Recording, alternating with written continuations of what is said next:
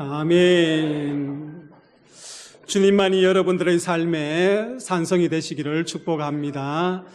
성령 강림 주일을 맞이하여서 성령님은 누구신가 라는 제목으로 함께 말씀을 나누도록 하겠습니다.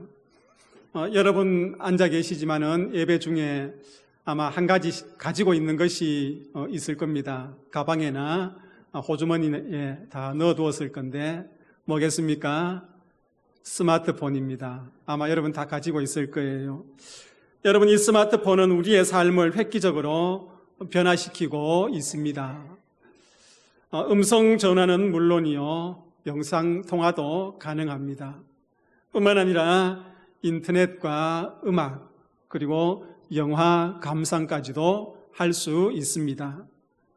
게임과 TV 시청도 할 수 있지요. 여러분, 과거에는 상상도 할 수 없었던 편리함을 제공해 주는 것이 스마트폰입니다. 요즘은 인공지능이 첨부되어서 가전제품을 원격으로 제어하는 것이죠. 바깥에서 냉장고도 에어컨도 다 조정할 수 있도록 되어 있는 것입니다. 여러분, 그 발전 가능성이 무궁무진하다는 것을 우리는 이야기를 듣습니다. 그런데 스마트폰이 이 모든 일을 해낼 수 있는 핵심 기술이 무엇인가? 그것을 우리는 한번 생각해 볼 필요가 있습니다. 그 핵심 기술은 이동통신 기술입니다. 이동통신 기술인데, 여러분 핸드폰이 처음 나왔을 때에 음성만 들을 수 있는 아날로그 형식의 폰이었습니다. 그리고 이제 음성 전화와 문자 전송을 할 수 있는 2G 폰이 나왔죠. 그리고 영상 통화와 데이터 전송도 할 수 있는 3G 폰이 나오기도 했습니다. 뿐만 아니라 이동 중에도 초고속 인터넷이 가능해진 4G 폰도 나오게 되었던 것입니다. 이제 인공지능 영역까지 확대되어서 5G 폰이 나와서 더 편리함을 우리에게 전해주고 있는 것을 보게 됩니다.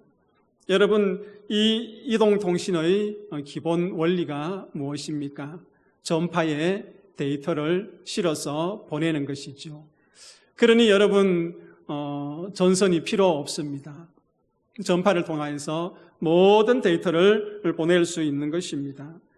이동하면서 어디서나 데이터를 전송할 수 있게 되었고, 갖가지 놀라운 기술이 발전하면서 상상하지 못했던 일들이 우리의 삶의 터전에서 벌어지고 있는 것을 보게 되는 것입니다.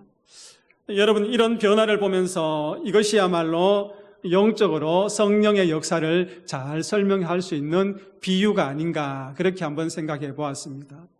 우리가 가지고 있는 이 스마트폰을 통해서 성령의 역사를 잘 설명해 줄 수 있는 비유가 되겠다는 생각을 해보았습니다. 여러분, 전파는 눈에 보이지 않습니다. 그래서 사람들이 그 존재를 잘 의식하지 못합니다. 당장 내 눈에 보이지 않으니까 있는지 없는지 잘 알지 못합니다. 그러나 우리를 에워싸고 있는 이 공간에는 수많은 전파들이 있습니다. 그 전파를 통하여서 수많은 자료들을 주고받고 하는 것이지요. 다양한 주파수의 영역에서 전파가 이동하며 네트워크를 구성하면서 우리의 삶을 변화시키는 것을 보게 되는 것입니다. 여러분, 성령도 마찬가지예요. 우리 눈에 보입니까? 보이지 않습니까? 눈에 보이지 않아요. 그래서 사람들은요, 성령을 인식하지 못합니다. 심지어 성령을 받고 성령 안에서 살아간다고 자신 있게 말하는 사람조차도 눈에 보이지 않으니 그 성령을 잘 인식하지 못하고 때로는 인정하지 못할 때가 많이 있습니다. 그런데 이 성령이요, 우리의 삶의 안과 밖에서 역사하면서 하나님과 소통하게 만드십니다. 잘 생각해 보십시오. 성령님께서 하나님과 우리의 삶을 소통하게 만드는 거예요. 뿐만 아니라 하나님 백성들 사이에 영적인 소통을 하게 해서 그 하나님의 백성들이 하나를 이루게 하고 하나의 교회 공동체를 이루게 하는 것을 보게 되는 것입니다. 뿐만 아니라 이 땅에서 하나님의 나라의 역사를 이루어가고 계시는 것입니다. 그것이 우리의 눈에 보이지 않지만은 성령의 역사입니다. 여러분, 오늘 본문은요, 이런 성령님을 소개하고 있습니다. 성령님이 어떤 분이신가, 또 어떤 일을 하고 계시는가, 그것을 잘 소개해주는 본문이 오늘 요한복음 읽은 말씀입니다. 여러분, 그러면 세 가지를 여러분들에게 말씀을 드릴 것인데, 성령은 누구신가? 첫 번째는요, 보혜사입니다. 우리 같이 한번 읽어봅시다. 첫째, 보혜사입니다. 여러분, 이 보혜사라는 말은요, 파라클레토스라고 읽습니다. 헬라어로 파라클레토스라고 읽는데, 이 단어에는 이런 의미가 담겨져 있습니다. 옆에서 도와주기 위해서 부름을 받은 자다. 그런 의미가 있습니다. 옆에서 어떻게 해주기 위해서 부름을 받은 자라고요? 도와주기 위해서. 그래서 성령을 이야기할 때에 돕는 자라고 우리는 이야기합니다. 여러분, 이 보혜사의 말씀을 보다 좀 깊이 이해하려면은 요한복음 14장 16절에서 17절 말씀을 살펴보아야 합니다. 제가 말씀을 조금 발췌했습니다. 요한복음 14장 6절에서 16절에서 17절 말씀을 함께 읽습니다. 내가 아버지께 구하겠으니 그가 또 다른 보혜사를 너희에게 주사 그는 너희와 함께 거하시며 또 너희 속에 계시겠음이라. 아멘. 이 말씀에 보면은 성령의 본질에 대해서 잘 이야기해 주고 있습니다. 먼저 성령을 보혜사라고 합니다. 보혜사라고 하는데 어떤 보혜사냐? 또 다른 보혜사라, 그렇게 이야기하고 있습니다. 여러분, 보혜사는 옆에서 돕는 분인데 그 보혜사가 또 다른 보혜사라고 표현하고 있습니다. 여러분, 성령을 보혜사는 보혜사인데 또 다른 보혜사라, 주님께서 그렇게 말씀하셨는데, 그러면 첫 번째 보혜사는 누구인가? 우리 예수님을 이야기하시는 것이죠. 그 첫 번째 보혜사인 예수님께서 또 다른 보혜사를 보내주시겠다고 이야기하고 있는 것입니다. 여러분, 예수님께서 첫 번째 보혜사이고 두 번째 보혜사는 성령님이다. 그 다음에 예수님께서 다른 보혜사를 보내주시겠다고 말씀하고 있는 것입니다. 이 말씀은요, 예수님께서 하나님께서 요청하여서 보혜사를 보내주시도록 기도하겠다는 것입니다. 어떤 배경에서 이런 말씀이 나왔을까요? 이제 예수님께서는 곧 이 땅의 삶을 마무리하고 하나님 아버지 계시는 곳으로 가게 됩니다. 제자들과 고별하면서 마지막으로 이렇게 말씀하시는 거예요. 예수님께서 십자가를 지시고 죽으셨습니다. 부활 승천하셨습니다. 그리고 이제 제자들을 떠나게 되셨어요. 제자들과 헤어지면서 너희들에게 보혜사를 보내줄 것인데 또 다른 보혜사를 보내줄 것이다. 이제 내가 아닌 그 또 다른 보혜사 성령님을 보내주실 것이라고 이야기하고 있는 것입니다. 그리고 이 보혜사는요, 제자들과 함께 거하실 것이며 제자들 안에 있을 것이라고 이야기하고 있습니다. 중요한 내용이죠.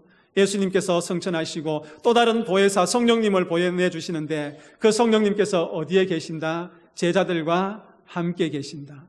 또 어떻게 해요? 제자들 안에 속에 계신다. 그렇게 말씀하고 있는 것입니다.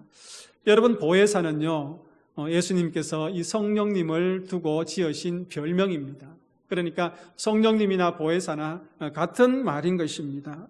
그동안 제자들의 곁에서 예수님이 직접 보호해 주시고 이끌어 주시고 가르쳐 주셨지만은 이제 제자들을 떠나면은 그 일을 할 수 없으니까 성령님을 보내주셔서 제자들을 보호해 주시고 그들과 함께하고 가르쳐 주겠다는 것입니다. 이 약속의 말씀대로 성령께서요 오셔서 지금 저와 여러분들과 함께하여 하시고 또 우리의 심중 가운데에 성령께서 함께하고 계시는 것입니다. 여러분 믿어지십니까? 성령님께서 함께 하시는 거예요. 여러분 고린도전서 3장 16절 말씀에 보면은 주목할 말씀이 기록되어 있습니다. 사도 바울이 고린도 교회를 향하여서 질책성 질문을 하는데 그 질책성 질문이 고린도전서 3장 16절 말씀입니다. 우리 자막을 통해서 함께 읽어보도록 하겠습니다. 너희는 너희가 하나님의 성전인 것과 하나님의 성령이 너희 안에 거하시는 것을 알지 못하느냐. 아멘.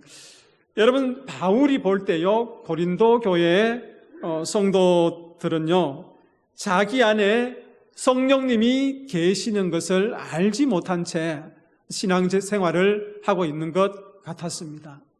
안타까운 마음으로 오늘 고린도전서 3장 16절 말씀을 이야기하고 있는 것이죠. 너희가 하나님의 성전인 것과 하나님의 성령이 너희 안에 거하시는 줄 알지 못하느냐, 그렇게 말씀하시는 거예요.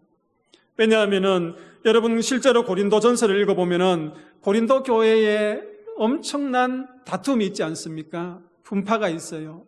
바울을 추종하는 사람들과 아볼로를 추종하는 사람들, 그리고 여러 가지 이유를 통하여서 그 교회 안에 다툼이 일어나고 분쟁이 일어나는 것을 보게 되는 것입니다. 바울이 보기에는 만약에 그 고린도 교회 안에 성령님이 거하시면 어떻게 이렇게 싸울 수 있을까? 그렇게 생각이 되어지는 거예요. 너희들이 그렇게 싸우는데 그 교회 공동체 안에 어떻게 성령님이 거하시겠느냐? 그것이 어떻게 성령의 전이 되겠느냐? 그렇게 말씀하시는 거예요. 여러분, 오늘도 마찬가지입니다. 많은 성도들이 자신 안에 성령이 보혜사로 거하신다는 사실을 잊어버리고 살아가는 거예요.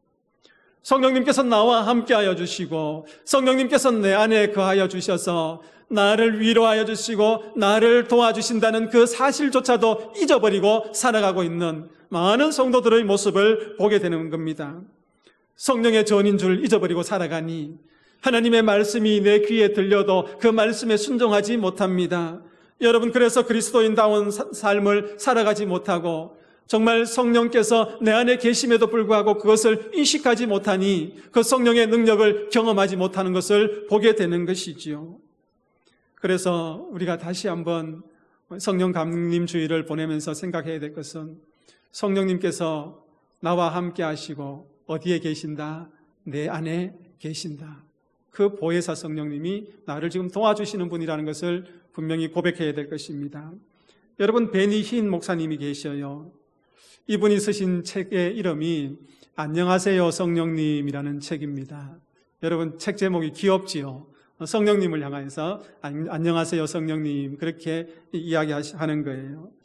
여러분, 제목이 눈에 띄어서 읽어보았습니다. 이 베니 흰 목사님께서요, 성령에 대해서 새롭게 깨닫게 된 거예요. 그 뒤에는 매일 아침 성령님 안녕하세요라고 인사하는 거예요. 안녕하세요 성령님이라고 인사합니다. 그런데 그렇게 하고 나니까 이 베니 흰 목사님의 그 삶 속에 새로운 역사와 변화가 일어나는 거예요. 이분이요, 말더듬이었는데 이 말더듬이가 치유가 되는 거예요. 여러분, 이분이 예수님을 믿는다고 가족들이 늘 싫어하고 또 핍박을 했는데 가족들이 한 사람 한 사람 예수님을 믿게 되었습니다. 그래서 베니 흰 목사님은 전적으로 함께 하시는 성령의 도우심이다라고 간증하고 있는 거예요. 여러분, 안녕하세요 성령님, 이 표현 너무 좋지 않습니까? 오늘 옆에 분들하고 인사하지 말고 이렇게 두 손을 가슴에 이렇게 한번 얹어봅시다. 얹고 누구한테 인사한다고요? 성령님께 한번 인사해 봅시다. 안녕하세요 성령님.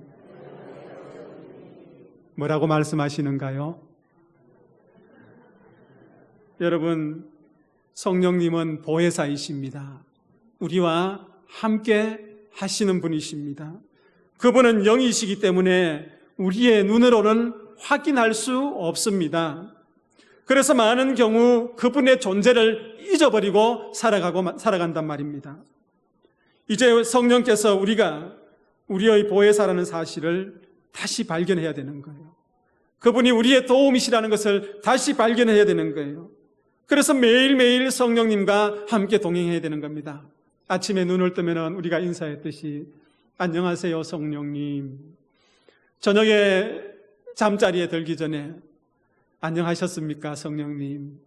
내 삶의 순간순간마다 안녕하십니까 성령님. 그러면 그 성령님께서 보혜사가 되시고 우리를 옆에서 도와주시는 분이고 우리 안에 계시는 분이기 때문에 우리의 인사를 받게 될 것입니다. 그래서 순간순간 그 성령님의 임재를 확인하며 살아가는 우리 언양제일교회 믿음의 공동체 식구들 되시기를 축복합니다. 성령님은 누구신가? 두 번째는요, 진리의 영이십니다. 여러분, 두 번째 같이 한번 읽어봅시다. 진리의 영이십니다. 여러분, 진리의 영이라 성령님을 보혜사라고 말씀하신 후에 진리의 영이라고 또한 말씀합니다. 여러분, 보혜사라는 그 의미 속에는 하나님 우리와 함께 하신다는 그런 의미가 있었습니다. 임마누엘이지요. 그리고 진리의 영이시라는 이 말씀 속에는요, 우리를 위해서 사역하시는, 일하시는 그 성령님의 본질을 이야기하고 있습니다. 여러분, 그러면 진리의 영이라는 것은 무엇을 이야기할까? 한마디로 이야기하면은 진리를 알게 해주는 영이라는 겁니다. 진리를 깨닫게 해주는 영이라는 겁니다. 하나 더 질문하면 진리는 무엇입니까? 예수 그리스도십니다. 내가 곧 길이요 진리요 생명이니 라고 말씀하셨습니다. 좁게는 예수 그리스도시고 좀 더 폭넓게 이야기하면 기록된 하나님의 말씀이 진리인 것입니다. 그러면 성령님을 진리의 영이라고 했는데 그 진리의 영 되신 성령님께서 우리가 누구를 깨닫게 합니까? 예수님이 누군지를 깨닫게 하시는 거예요. 진리의 영이신 예수님께서, 성령님께서 오늘 기록된 66권의 이 말씀 한 절 한 절을 깨닫게 하시는 분입니다. 진리의 영이신 성령님께서요. 여러분, 철학의 한 분야로 인식론이 있습니다. 인식론은 인간이 어떻게 알게 되는가, 다시 말해서 인간이 어떻게 지식을 알아가는가, 그것에 대해서 이야기하는 학문이다, 이론이다고 말할 수 있습니다. 여기에는요, 대표적인 것이 세 가지가 있습니다. 인식론에는 첫 번째는 경험론입니다. 내가 하나하나 다 경험해서 알아가는 것을, 지식을 채워가는 것을 이야기합니다. 제가 이렇게 살아가다 보니까 제 성격이 조금 경험론적인 것 같아요. 한번 부딪혀 봐야 아는 것 같아요. 그러면 뭐가 고생합니까? 몸이 고생하는 것 같아요. 경험론입니다. 그리고 두 번째는 합리론이에요. 사람들이 이성의 추론으로 진리를 알아가는 거예요. 내 이성적인 것을 동원해서 진리가 무엇인지 하나씩 하나씩 공부해 나가는 것입니다. 그리고 세 번째는 관념론이지요. 칸트가 주장한 것인데 이 경험론과 이 이성 합리론을 합쳐서 이루어진 것인데 사람이 자아의 능력으로 경험과 이성을 통해서 얻어지는 정보를 이렇게 모으는 것. 그래서 지식이 형성되고 알아가는 것을 이야기합니다. 그러면은 여러분, 이러한 철학이 말하는 인식론으로 영적인 진리를 다 알 수 있을까요? 아닙니다. 이 철학이 말하는 인식론을 통하여서 그 영적인 진리를 다 알 수 없는 거예요. 여러분, 영적인 진리는 사람의 경험을 통해서 알 수 있는 것이 아닙니다. 이성적인 추론을 통해서 알 수 있는 것이 아니에요. 그러면 우리는 영적인 진리를 어떻게 알 수 있을까? 한번 따라합시다. 계시로.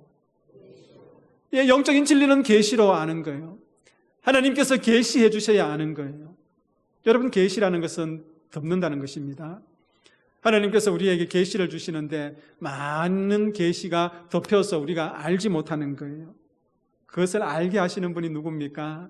성령님께서 알게 하시는 거예요. 진리의 영이신 성령님께서 우리가 그 계시를 알게 하시는 거예요. 성령님께서 그 계시를 벗겨주시면은 그 진리를 알게 되는 것입니다. 이런 것과 같습니다. 여러분, 저녁에 방에 불이 꺼져 있습니다. 그러면 그 방이 캄캄하지 않습니까? 방 안에 있는 어떤 물체도 볼 수 없습니다. 그러나 그 방 안에 들어갈 때에 전기 스위치를 누르면은 여러분, 불이 켜지면 그 방 안에 있는 물체를 어떻게 해요? 환히 볼 수 있는 거예요. 이처럼 그 방 안의 물건을 환히 볼 수 있도록 비춰주는 그런 역할을 하는 것이 성령님이십니다.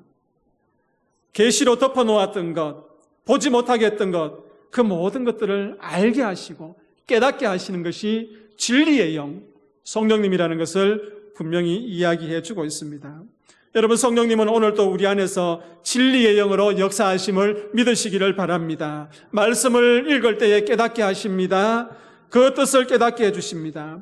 말씀을 들을 때에 우리 안에서 하나님의 음성을 들을 수 있도록 우리의 귀를 열어주시고 알게 하시는 분이 성령님이십니다. 뿐만 아니라 예수 그리스도에 대해서 더 구체적으로 알게 하시고 우리가 구원을 받았다는 그 사실을 깨닫고 믿게 하시는 것도 성령의 역사, 진리의 영의 역사라는 것을 여러분 믿으시기를 바랍니다. 세 번째, 성령은 누구이신가? 예수님을 증언하는 분이십니다. 같이 한번 읽겠습니다. 셋째, 예수님을 증언하시는 분이십니다. 여러분, 26절 말씀도 우리가 함께 읽도록 하겠습니다. 26절입니다. 진리의 성령이 오실 때에 그가 나를 증언하실 것이요. 여러분, 예수님께서 제자들을 떠나게 됩니다. 제자들을 떠나게 되는데 이제 예수님께서 떠나게 되면은 제자들은 더 이상 예수님의 말씀을 들을 수 없는 거예요. 3년 동안 예수님과 그렇게 함께 동행했지만은 제자들은 무지해서 예수님이 어떤 분인지 정확하게 알지 못했던 것입니다. 뿐만 아니라 예수님께서 십자가를 지시기 위해서 체포되었을 때는 비겁하게 다 도망가 버렸던 그런 제자들이 아닙니까? 주님 마음속에 내가 떠나면 어떻게 될까 걱정이 되지요. 걱정이 되는 거예요. 예수님께서 떠나신 뒤에 그래서 성령을 보내주시고 그 진리의 영이 역사하셔서 제자들을 이렇게 변화시켜 나가는 모습을 보게 되는 것입니다. 예수님께서 성령을 보내주셨기에 제자들은 예수님이 누구인지 더 정확하게 알게 되었고 또 예수님과 함께 있을 때보다 더 정확하게 예수님을 고백하게 되었던 것입니다. 여러분, 실제로요, 예수님께서 성령을 보내주셨을 때에 제자들의 그 모든 삶 속에 많은 변화들이 일어나는 것을 보게 됩니다. 사도행전 2장을 보면은 여러분, 성령께서 임하는 그 사건이 기록되어 있지 않습니까? 그래서 성령 강림 사건이 기록된 장이라고 이야기합니다. 이 2장에 보면은요, 성령 강림 사건 이후에 제자들이 어떻게 놀랍게 변화되었는지를 잘 기록하고 있는데 그 대표적인 인물이 베드로입니다. 베드로의 설교를 통하여서 주님이 떠나시고 성령이 강림하였을 때에 저 사람이 어떻게 변화되었는지를 잘 이야기해 주고 있습니다. 여러분, 사도행전 2장 14절에서 35절에 보면은요, 베드로의 설교가 나옵니다. 그 베드로의 설교를 한 줄로 요약하면 이겁니다. 예수는 그리스도시다. 한번 따라합시다. 예수는 그리스도시다. 이 짧은 한마디가 복음인 거예요. 예수님은 우리의 구원자이십니다. 우리의 왕이십니다. 우리의 제사장이십니다. 우리의 선지자이십니다. 그 한마디의 고백, 베드로의 긴 설교지만은 핵심은 이거 하나였습니다. 하나님께서 예수를 십자가에서 죽이게 하셨고 다시 살리셔서 부활하셨다는 것입니다. 그리고 다시 살아나셔서 하늘 위에 올라가셔서 지금 하나님 우편에 앉으셔서 우리를 위해서 기도하고 계시는 분이 예수님이라는 것을 이야기하고 있는 것입니다. 여러분, 이것을 바울은요, 케리그마라고 이야기하는데 바울의 복음 안에는 이 케리그마가 있습니다. 예수 그리스도의 십자가의 죽음과 그리고 무덤의 묻히심과 다시 부활하심과 또 승천하심과 그리고 예수님의 다시 오심, 이게 복음이 아닙니까? 바울이 이것을 증언하고 있는 거예요. 여러분, 베드로가 한 이 설교를 자세히 살펴보면 과연 베드로가 한 설교가 맞을까 하는 그런 의심이 생기는 거예요. 도대체 베드로가 이렇게 놀라운 사실을 어떻게 알게 되었을까 이해가 안 되는 거예요. 왜 그렇습니까? 예수님께서 부활하기 전까지는 베드로는 그 사실을 알지 못했던 것입니다. 십자가 앞에서 어떻게 해요? 도망쳐버렸던 거예요. 뿐만 아니라 예수님께서 승천하기 전까지도 몰랐던 것입니다. 박해가 무서워서 문을 잠그고 숨어서 벌벌 떨던 그 베드로의 모습이었습니다. 그렇다면 베드로는 어떻게 이 놀라운 사실을 알게 되었고 또 어떻게 이 놀라운 메시지를 선포하게 되었을까? 그것은 한 가지입니다. 성령께서 누구에게 임재했다? 베드로에게 임하니까 그가 바뀌어버리는 거예요. 진리의 영이신 그 성령께서 베드로에게 임하니까 예수님이 누구인지 분명하게 아는 거예요. 예수님이 어떤 존재인지 알게 되고 그것을 설교를 통해서 전하게 되는 것입니다. 여러분, 사도행전 4장 13절에 보면은 이런 말씀이 기록되어 있습니다. 함께 읽습니다. 그들이 베드로와 요한이 담대하게 말함을 보고 그들을 본래 학문 없는 범인으로 알았다가 이상하게 여김에. 아멘. 여러분, 당시 유대 종교 지도자들이요, 베드로가 말하는 것을 보고 이상하게 여겼다. 그 말인 것입니다. 베드로의 교육 수준이 지적인 교육 수준이나 지적인 능력으로 볼 때에 도저히 저런 설교를 할 수 없다는 겁니다. 한마디로 이야기하면 베드로는 어떻다? 무식하다는 겁니다. 저 무식한 사람이 어떤 저런 진리를 알게 되었고 저런 진리를 저렇게 조리 있게 설교할 수 있을까? 그렇게 여겼다는 것입니다. 여러분, 결론이 무엇입니까? 베드로가 그렇게 예수는 그리스도시다라고 담대하게 복음을 증거할 수 있었던 것은 누가 베드로에게 임재하셨기에? 성령님께서 임재하셨고 베드로와 함께 하시고 베드로 안에 내주하여 계시고 베드로의 언어를 주장하셨기 때문에 베드로는 그렇게 복음을 전할 수 있었던 것입니다. 성령의 증언 때문에 예수님이 누구이시고 왜 십자가에 달려 죽으셨고 부활하셨는지를 증언할 수 있었다는 것입니다. 성령님은요, 오늘도 우리에게 누구를 증언해 줍니까? 예수님을 증언해 줍니다. 여러분들 안에 계시는 성령님께서 예수님이 누구이신지를 여러분들에게 증언해 주고 있다는 것입니다. 뿐만 아니라 예수님께서 하신 말씀이 무엇인지 깨닫게 하시는 거예요. 말씀을 깨닫게 하시는 거예요. 그리고 중요한 것은요, 우리가 알았던 이 예수님을 다른 사람들에게 증언할 수 있게 하시는 분이 누구다? 성령님이다. 그렇게 말씀하고 있는 것입니다. 여러분, 오늘 무슨 주일입니까? 성령 강림 주일이에요. 2000년 전에 마가의 다락방에서 임하였던 그 성령 강림을 기념해서 드리는, 지키는 주일입니다. 단순히 여기에 머물러서는 안 되는 것입니다. 저와 여러분들 각자에게 성령 하나님께서 보혜사로 임하기를 축복합니다. 진리의 영으로 임하기를 축복합니다. 예수님을 증언해주는 그 증언이 있기를 축복합니다. 그래 할 때에 베드로처럼 우리가 담대하게 주님을 증언할 수 있는 것입니다. 오늘도 이 성령의 임재가 저와 여러분들과 우리 언양제일교회 공동체와 또 여러분들 가정 가운데 있기를 소원합니다. 기도하겠습니다.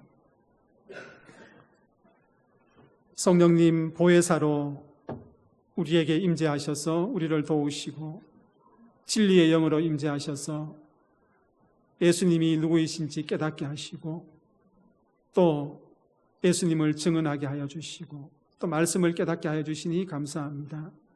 우리 언양제일교회 공동체 가운데에 가정 가운데 날마다 성령의 임재가 있게 하시고 그 성령 충만함을 통하여서 기쁨의 삶을 살아가는 믿음의 성도들 다 되게 하여 주옵소서. 예수님의 이름으로 기도하옵나이다. 아멘.